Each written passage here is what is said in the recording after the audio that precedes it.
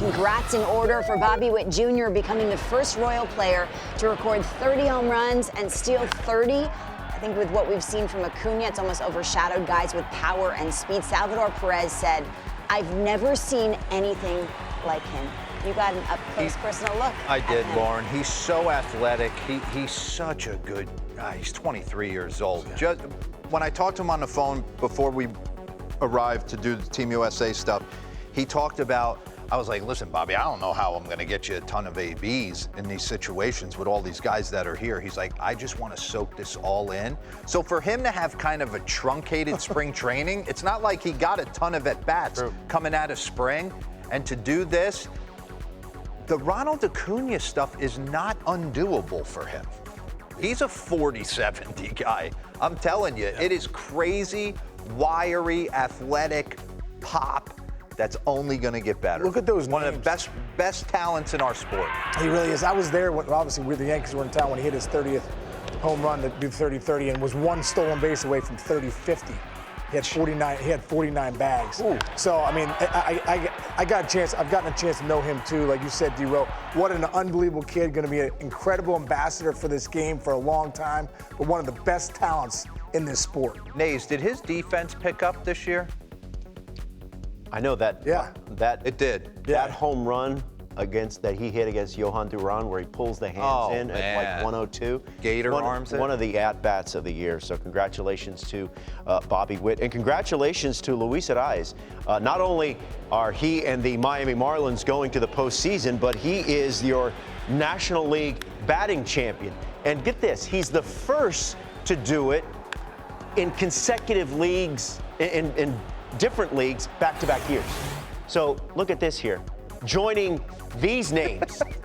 Now, this is the list of players to win batting titles in each league. You're so Arraez is the first Robert. to do it in different leagues in back-to-back years. So you got Arraez, DJ LeMahieu. Yeah, DJ. And then how about your boy, Ed Delante?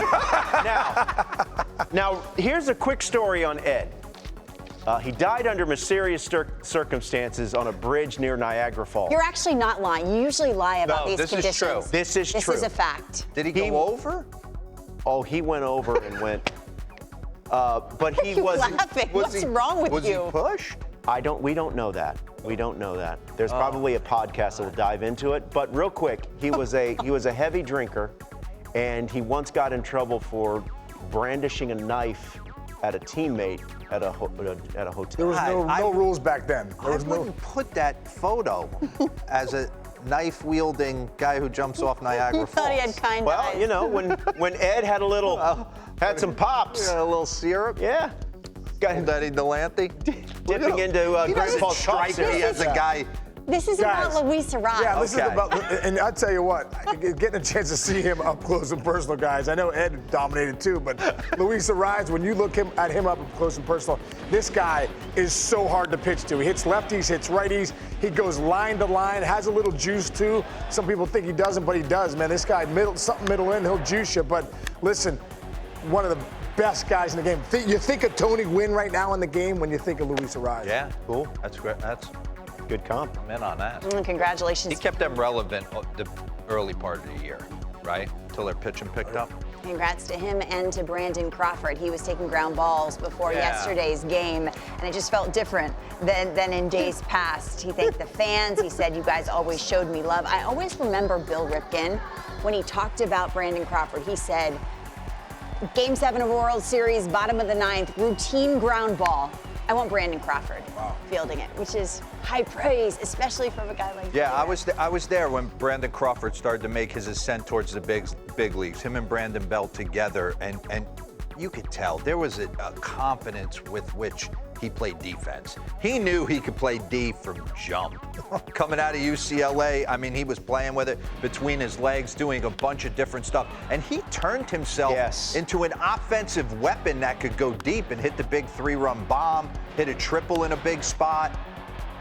Ice water in his veins being around him. He was the same guy every day he walked in the clubhouse. I guarantee nothing. You think he wants to still play? I don't know if he wants to wear a different uniform. He grew up a San Francisco Giant fan. There's this great picture that was circulating when I was out there of him as a little kid kind of over the railing. at San Francisco Giant games, Yeah. and then kind of to become their shortstop, win World Series there. Pretty awesome. Such a classy guy, man. Yeah. Being around him. John Stamos. Just a professional player. John Stamos.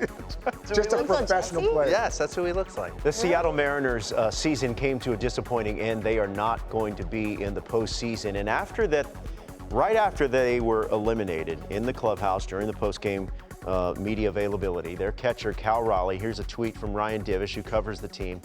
Cal Raleigh said this: "We've got to commit to winning. We have to commit to going and getting those players you see other teams going out and getting. Big-time pitchers, getting big-time hitters. We have to do that to keep up." He went on to say, "We've done a great job of growing some players here and within the farm system, but sometimes you've got to go out and you have to buy. That's just the name of the game. We'll see what happens this offseason. Hopefully we can add some players and become a better team," unquote. Cal Raleigh then responded with those comments, with these comments yesterday. Listen to this. To my teammates, my coaches, the fans, it wasn't a time to talk about what ifs in that scenario.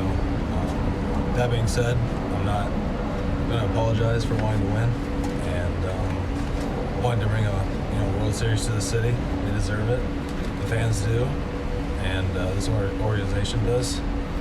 And I'm committed to doing that. I liked what he said in that your piece, I'm sorry if those comments put us in a bad spot. I don't apologize to winning, but maybe I apologize for if it rubbed people the wrong way. Say what you said. No, I was just saying last year they got Luis Castillo, who's the belle of the trade deadline ball, but I mean, in I years past, understand to a certain degree Yeah. what he said. Look, first off, he's super frustrated at the moment. Right. Yeah. Right? And he's the eliminated he's from the a postseason. voice there. Seattle should be in a. If I'm on Seattle Mariners They had a roster, chance. I'm confused They as to had a why I'm chance. flying home today. Yeah. So I can understand. And then Jerry DiPoto, he did get Luis Castillo, but he does make moves that make you wonder a little bit. I mean, it was Kendall Graveman a year ago or 2 Yeah. years ago. It was Paul Sewald for Canzone and Rojas this year.